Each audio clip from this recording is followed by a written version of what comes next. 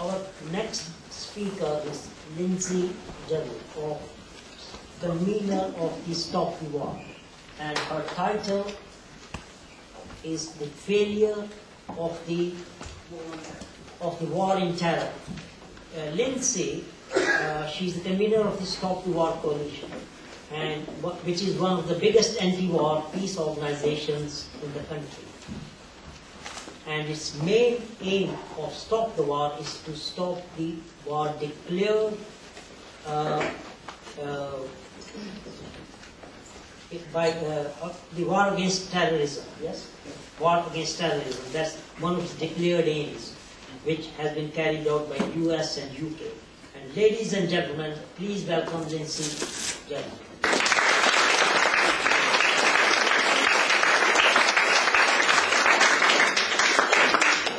Okay, well, thank you very much, Vijay, for inviting me to speak here. And I'd like to say how good I think it is that we are having this kind of debate, because this is the sort of debate which should be commonplace in Britain when we're involved in this war, and it isn't commonplace. And I think we should have more of these debates precisely so that we can clarify our positions on it. My position perhaps won't be surprising to you, given the title of my talk and the position that I hold in Stop the War. We were formed 8 years ago after the events of 9/11, precisely to combat George Bush's initial war in Afghanistan, and then of course we went on to fight against the war in Iraq. Unfortunately we didn't succeed. We have the inquiry opening today in Westminster, which no doubt, well, as already said, it won't apportion any blame. But these, it seems to me, are the great blots on British foreign policy over the last decade, and have been nothing short of a disaster. I put it as strongly as this because I know there are people on the panel who disagree, and unfortunately I was late, so I didn't hear everything that was said, and I didn't hear Bruce Kent at all. I'm sorry to say, but. I think we have to look at them in these terms for this reason, that when we went to war 8 years ago, the war in Afghanistan, that short war, October to November 2001, where John Simpson rode into Kabul on a tank, declaring peace on behalf of the BBC, and we were told the Taliban were finished and this was the end of the operation, and indeed, for a period of time, it appeared that that was so. The Taliban were unlamented for the most part. They moved off. Osama bin Laden, of course, the original aim of the war was, if you remember, George Bush wanted dead or alive. Osama bin Laden was, as far as we know, still alive, but in Pakistan. Nowhere to do with Afghanistan. And that war, which supposedly was won then, of course wasn't won then. And what we found since 2006, as has already been said, the war which grew again in Helmand is a war which is now worsening, and it's worth people remembering this. That this year alone, nearly 100 British soldiers have died in Afghanistan. That is double the number that died last year. We don't know how many Afghans have died because nobody counts the Afghans, but we know it is in many thousands. And again, I don't think this is disputed. Now people say war is war, and you have to put up with these things when a war is happening. But there can only be a justification for war if you feel it is to improve the world, not to make the world a more dangerous place. But actually, on the standards of what has happened in Afghanistan, that is simply not true.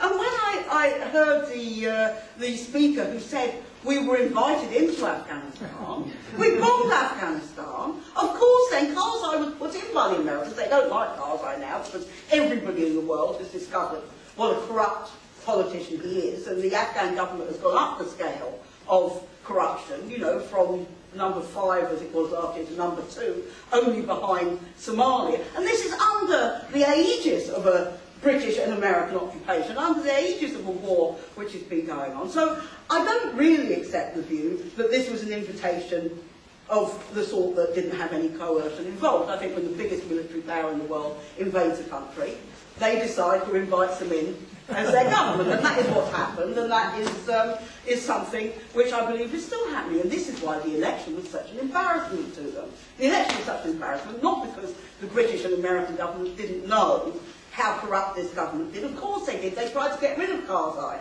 last year, and they tried to replace him by Paddy Ashdown at one point, as the viceroy of Afghanistan. They knew what he was like. They hoped it wouldn't be, as it was, broadcast all over the BBC and all over the newspapers and all this kind of thing. Now, it's very, very easy to say, well, you know, the Taliban are terrible people who don't like the Taliban. But the Taliban now have a presence in 80% of Afghanistan, according to a report which came out in September. And it's clear that the Taliban is not, if you like, the original Taliban which formed the government up till 2001, but represents a much wider force of resistance to what is going on. And it seems to me that all the aims that we said the war was about humanitarian intervention, democracy, women's liberation, making the world safer, making the West safer by dealing with these things, exactly the opposite has happened. In fact, the war is spreading. The war has spread to Pakistan. 1,000 people have been killed by the drone attacks which took out, 7 or 8 Al-Qaeda leaders, which, by the way, is illegal, but of course is paraded all over the news as a perfectly reasonable thing for the CIA to go around committing these assassinations using weapons.